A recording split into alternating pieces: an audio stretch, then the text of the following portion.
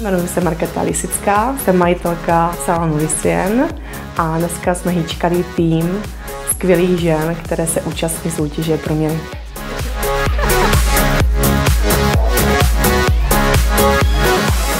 Od děvčata z Proměny jsme vlastně dneska hýčkali, pečovali o ně, to znamená vizáž, vlasy, make-up, pedikura, manikura, aby si to prostě užili.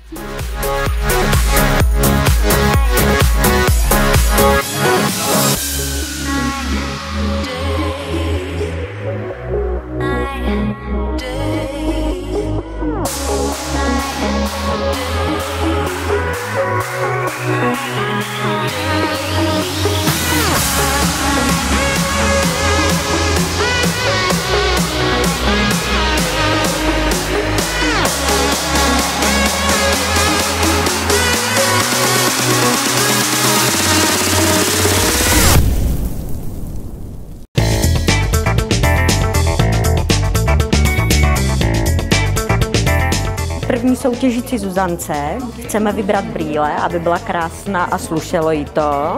A jsou to španělské brýle Etnie. Vybrali jsme záměrně brýle, které jí krásně kryjou na sluníčko. Krásný design, mají francouzskou pavučinu. Bych zkusila něco takového, když by si chtěla vyrazit ven v létě.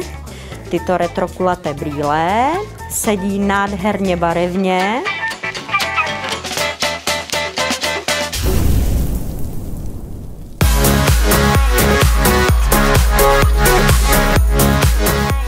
Se nacházíme v prostorách firmy Petr Klíč. Naše ryze česká zásilková společnost je na trhu bezmála 18 let.